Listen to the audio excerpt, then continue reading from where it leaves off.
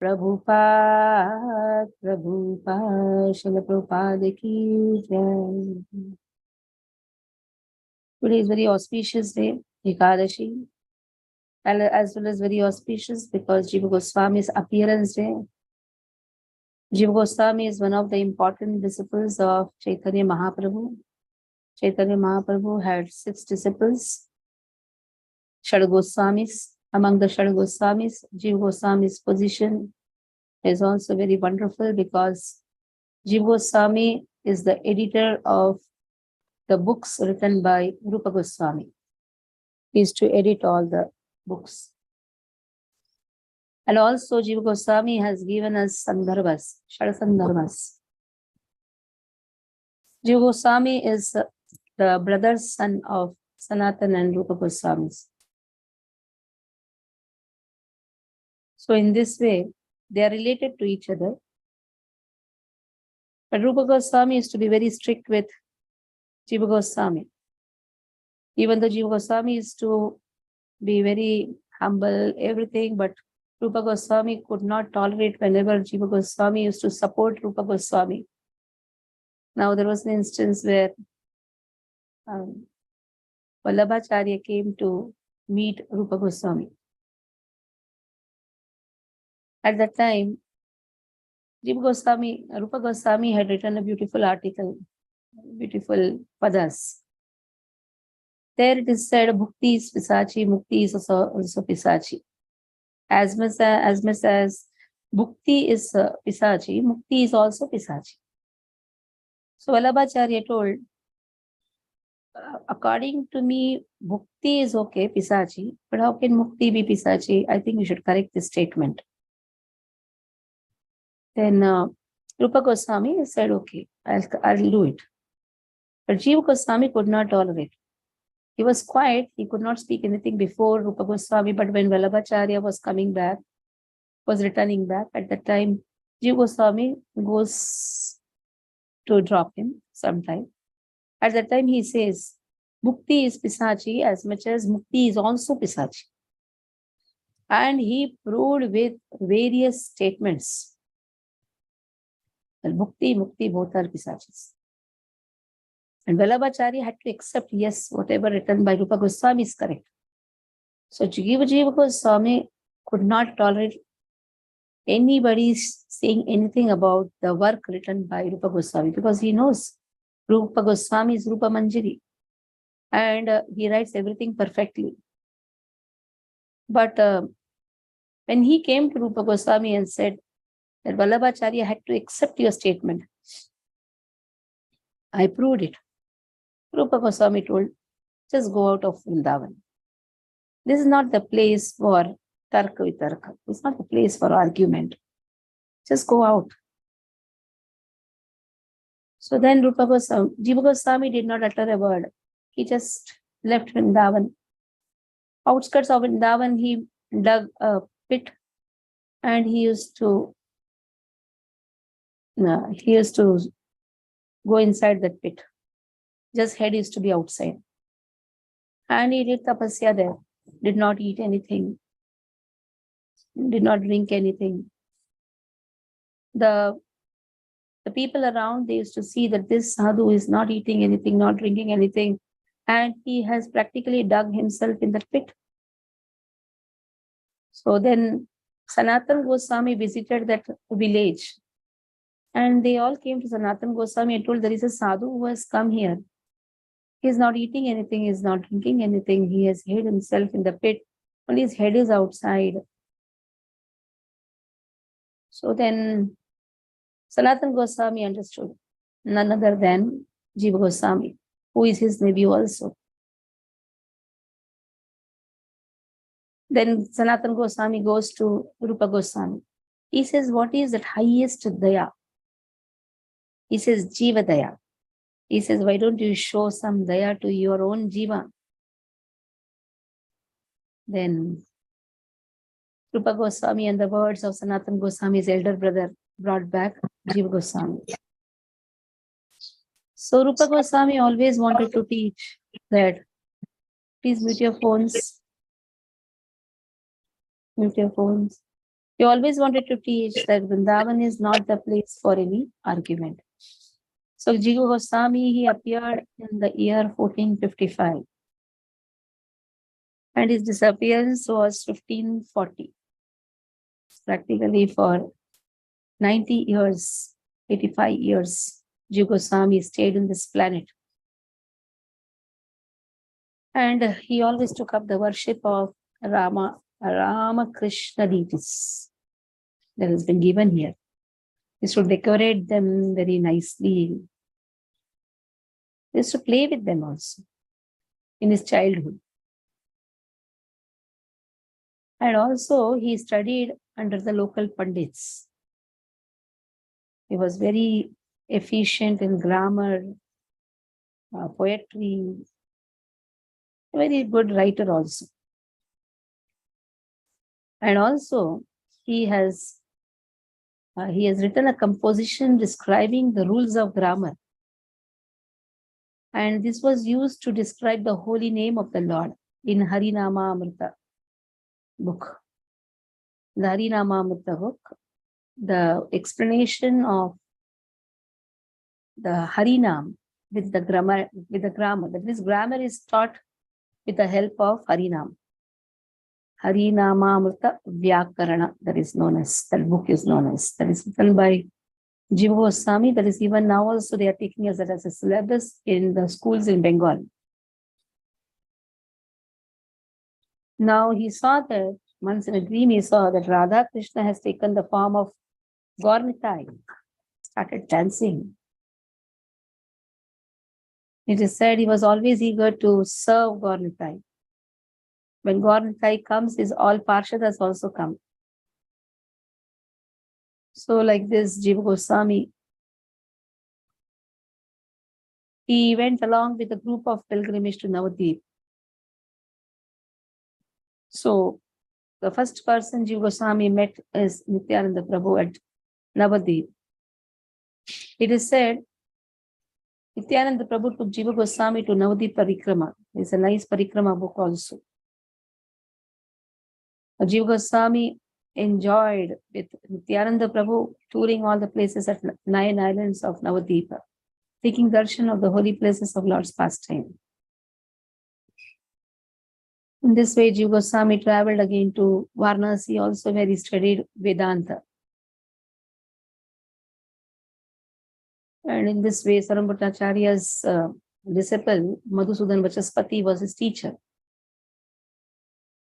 Then Jiva Goswami traveled to Vrindavan, where he joined the company of his two uncles, that is Rupa Goswami, Sanatan Goswami. And Jiva Goswami stayed with Rupa, who taught him Srimad Bhagavatam, gave him the mantra initiation. So in this way, Jiva Goswami quickly became very conversant with Srimad Bhagavatam. And for Bhakti Rasamrita Sindhu, he used to do proofreading, editing, proofreading and all.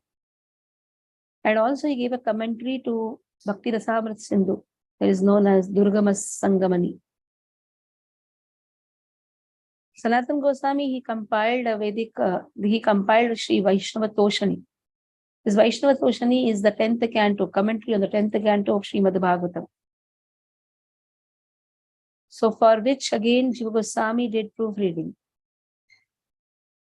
Now, under the guidance of Sanatan Goswami, Jiva Goswami gave a commentary on Bhagavatam, which is also known as Laghu Vaishnava Toshani. Now, Rupa Goswami took up the service of Radha Damodar. And this was handed over to his dear disciple, Jiva Goswami. Now, Radha Damodar are also being worshipped in Jaipur, Rajasthan. Original deities goes there. And we have a very wonderful deities even in Vrindavan, Pratibhu deities. So he composed many literatures, Harinama Amrita Vyakarana, Sutra Malikaha, Rasamrita Sesaha, Gopala Vridavali. In this way, many names are given. Gopala Tapani, Padma Puranastaha Yogasara, Gayatri Vyakhya Vivrittaha, that means a commentary on Gayatri Mantraha, Radha Krishna Chana Chandrikaha, Dhatu Sangraha, Bhavartha Suchaka Champu.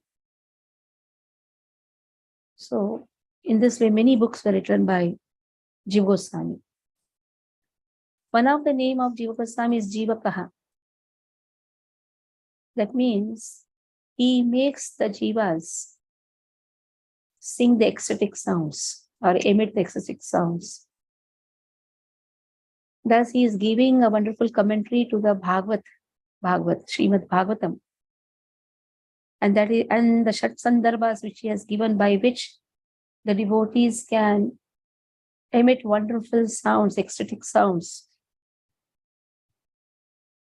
It is said, one who takes the shelter of Jiva takes his nature.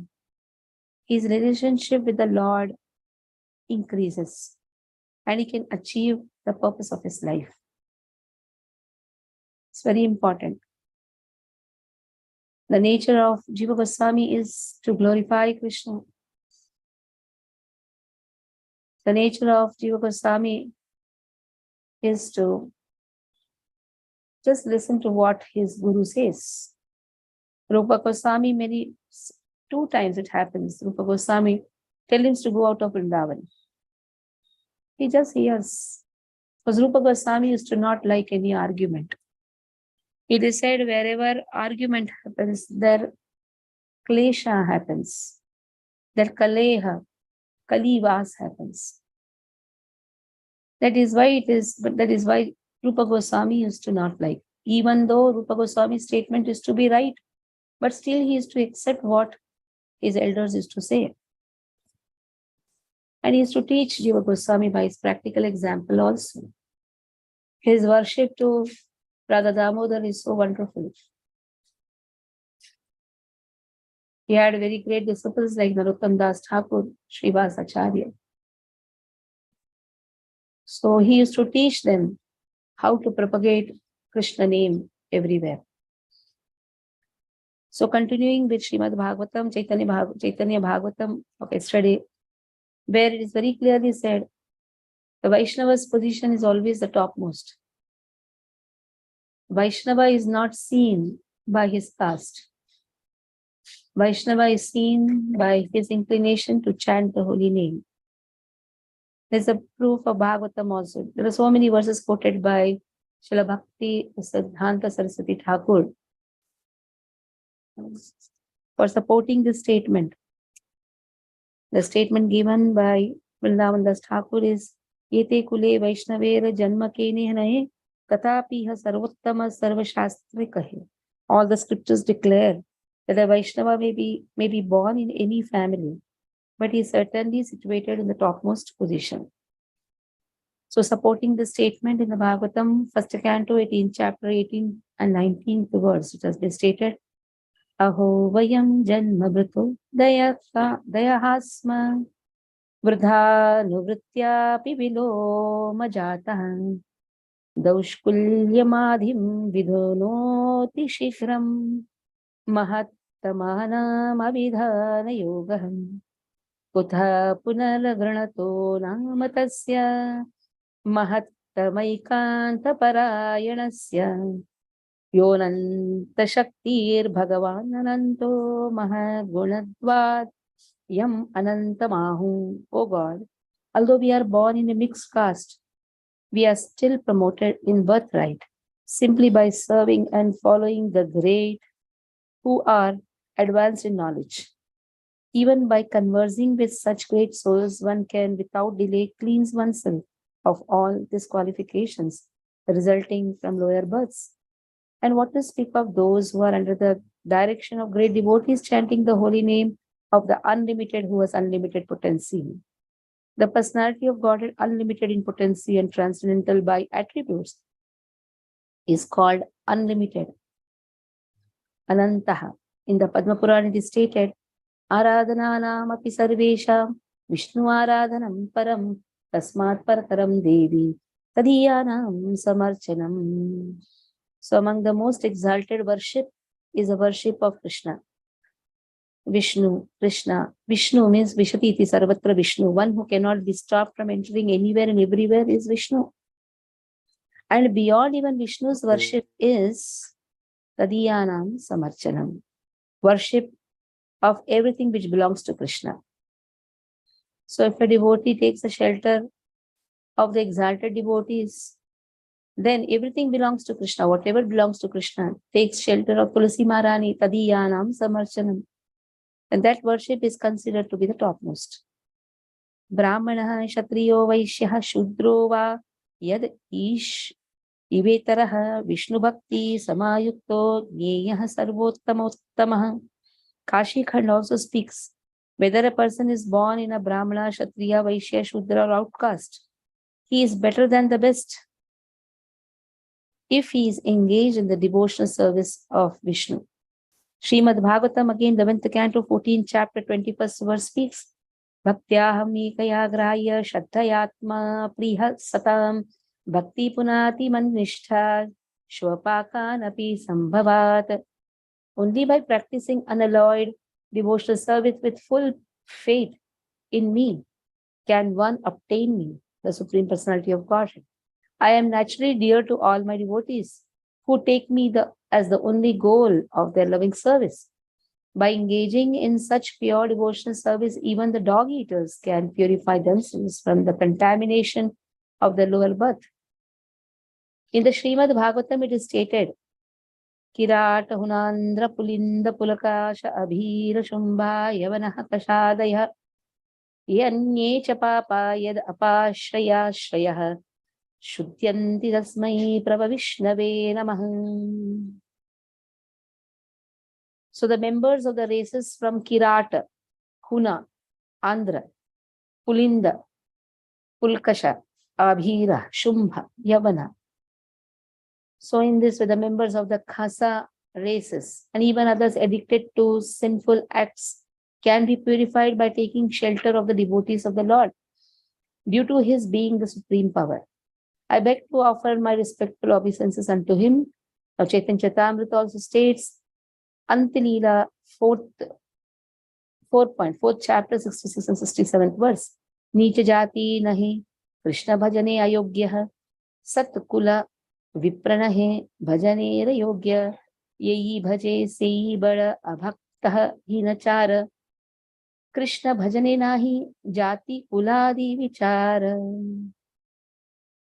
Now a person who is born in a low family is not unfit. That means he is fit.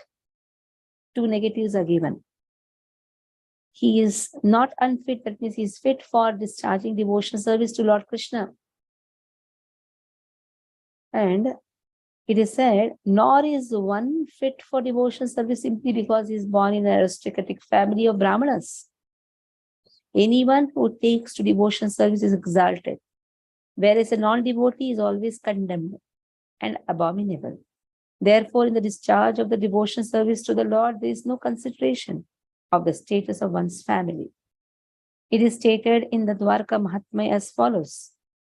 Sankirtana yonaiha pita putaha ye bhakta madhusudane mlechatulya kulinaste yena bhakta janardane. Those who are devotees of Madhusudana,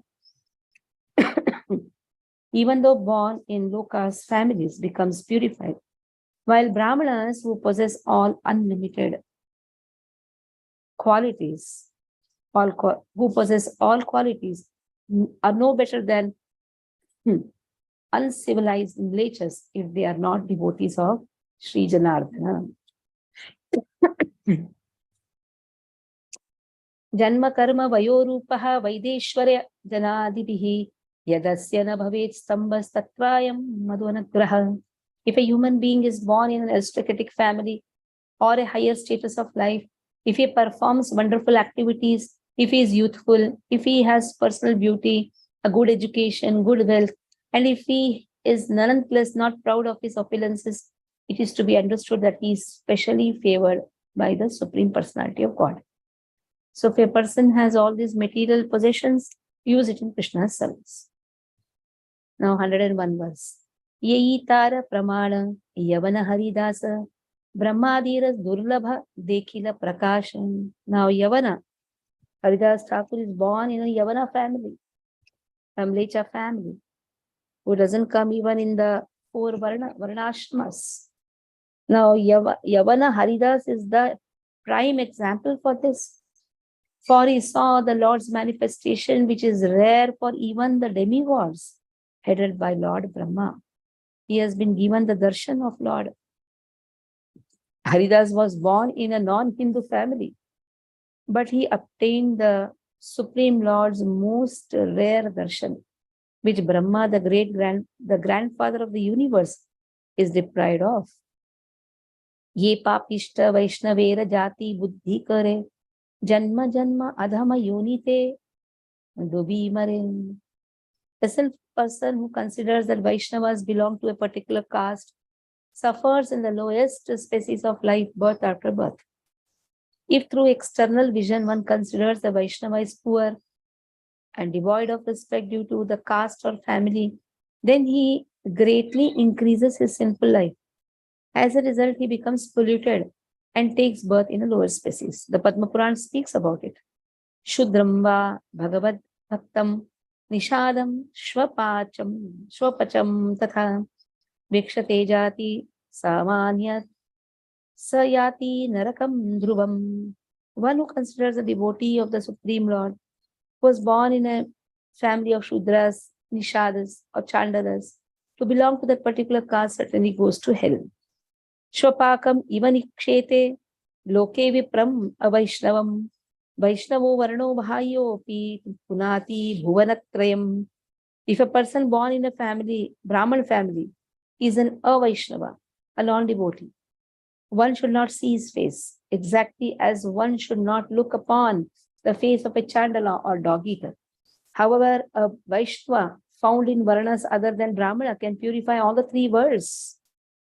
Archaye Vishnau Sheeladhira Gurushu Naramatir Vaishnave Jati Buddhi Vishnurva Vaishnavanam Kali Malamatane Padatirthembu Buddhi Shri Vishnur Namni Mantre Sakala Kalushu He Shabda Samanya Buddhir Vishnu Sarveshwareshe Tad Itaraha Samadhir Yasya Va Naraki Saha.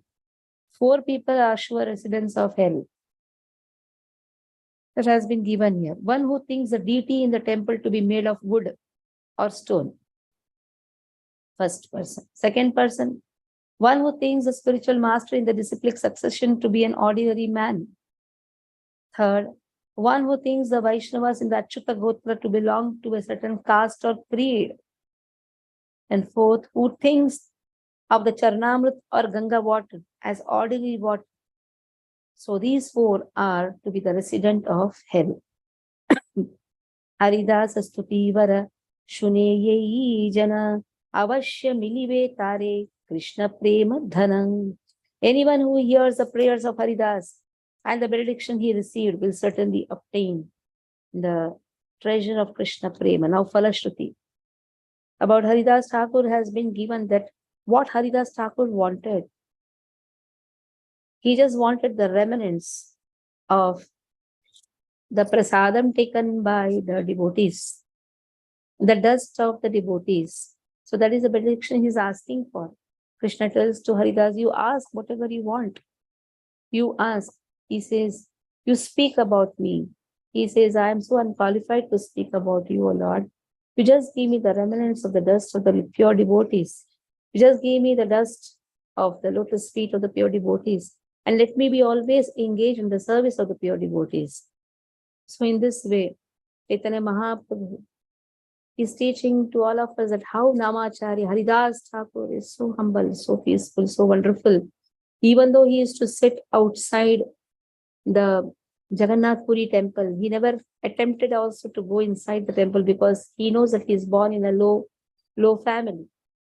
Not transgressing the rules, he used to stay outside the temple, the Siddha Bakula, under the Bakul tree. That place is now known as Siddha Bakul. From there, he used to observe the chakra, that is Sudarshan chakra of the temple, which is there at the top, in the Shikhar. And he used to chant 192 rounds. So Haridas Thakur is Namacharya, 192 rounds, 64 rounds chanting. Malasaha, 64 rounds chanting. a little loudly, 64 loud chanting, Uddanda Kirtan. That is why one who falls at the lotus feet of Haridas Thakur will attain that prema for Hariram Sankirtan. One is mechanical chanting, just going on, completing. It is completing 16 rounds. One is relishing 16 rounds. That is just a minimum 16 rounds. It's not completing. It is just the beginning. Srila Prabhupada says minimum 16 rounds. That means Prabhupada wants us to do more and more. Like you say, minimum 2 chapatis a week. That means you have the capacity to eat more chapatis. In the same way, minimum 16 rounds, that doesn't mean that is completing our rounds. No. We have to increase more and more. That is why on Ekadashi days, they say 24 rounds. Minimum. Again, minimum. The word is minimum there. So to get that taste for the holy name, one has to hear the glories of the great devotee Haridas Thakur. It is said, Ye vachana more nahi sarva shastra kaya bhakta khyana shunile krishnete bhakti haya. The more we hear the topics about the devotees, one develops love for Krishna. Because Krishna is known by only devotees. The pure devotees, they know none other than Krishna. So if we worship the pure devotees, automatically one attains the love for Krishna. So all glories to the great devotee Haridas Thakur. By just remembering him, remembering Haridas, all one's simple reactions are vanquished. Mahabhakta Haridas Thakura Jaya Jaya. Haridasa Sharane, Haridasa Shanarane, Sarva Papa Kshaya. Someone said, Keha bole Chaturmukha yena Haridasa, Keha bole Prahlad yena Prakasha. Someone said, oh, Haridas is like 4-headed Brahma. Somebody else said, no, he is like a manifestation of Prahlad. Sarvamate Mahabhagavata Haridasa Chaitanya Goshtira Sange Yahara Vilasa. Certainly, Haridas Thakur is an exalted devotee. He enjoys his pastimes amongst the associates of Lord Chaitanya. Brahma, Shiva, Haridasa, Hena, Bhaktagana, Bhakta Sangha, Niravadi Karite, Chittere, Bada personalities like Lord Brahma, Shiva, constantly desire to associate with a great devotee such as Haridas. Brahma, the grandfather of the universe, and Shiva, the destroyer of the universe, always express a desire to achieve the association of Haridas. The demigods, they desire to touch Haridas. Haridas sparsha vancha kare devagana. And Ganga awaits Haridas' bath in her waters. Ganga o vanchena Haridasera majjano. Ganga, the deliverer of the fallen souls, desires that Haridas take bath in her waters. In descriptions on the strength of sadhana, the dust of the devotees' feet and the water that has washed the devotees' feet are said to be supreme.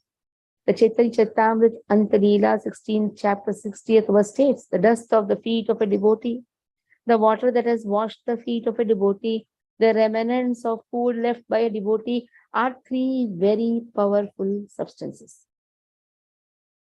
In the Srimad Bhagavatam 9th canto, 9th chapter, 6th verse, it is stated, Sadhavo Nyasinah Shanta Brahmanishtaha Lokapavanah Haranti Aghamte Angasanghat Teshwaste Yaga Bhedharihi. Those who are saintly because of devotional service and are therefore in the renounced order, free from material desires, who are pure devotees, expert in following the regulatory principles mentioned in the Vedas, are always glorious and pure in behavior and are able to deliver all fallen souls.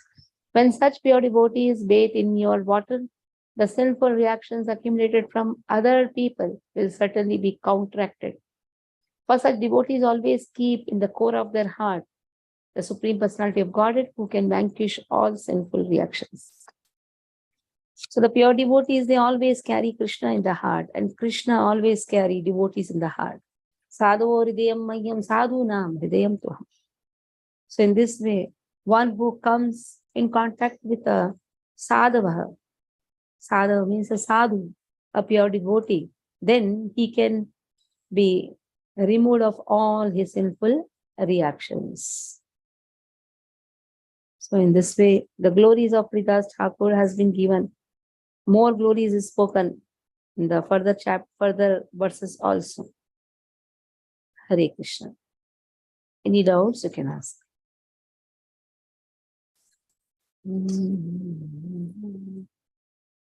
So 28th is Haridas Thakur disappearance day. Exactly, we are coming in that only topic of Haridas Thakur. Chaitanya Bhagavat is always helping us in every festival. Haridas Thakur's disappearance day is day after tomorrow, 28th. This is Ananta Chaturdashi day. So we'll speak the glories of Haridas Thakur. Because the more we glorify Haridas Thakur, the more we become free from our sinful activities, sinful reactions, more we can purify ourselves. And paying obeisances to Haridas Thakur, we have 64 rounds chanting on October 2nd, because generally it is known as Mahatma Gandhi's appearance day. But Mahatma, according to Bhagavat Gita, it is mentioned, Mahatma nastu mam partha devim prakriti mashitaha bhajante mananya manasu.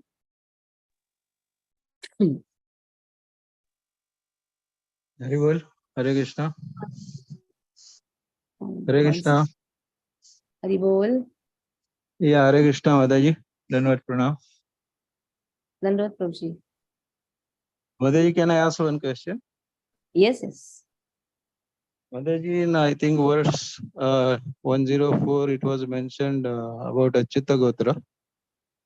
Yeah, those who don't know about their gotras, Namlechas, they don't know their But gotras. is Achyuta a Gotra, or because it is mentioned that Achyuta doesn't belong to any caste or creed?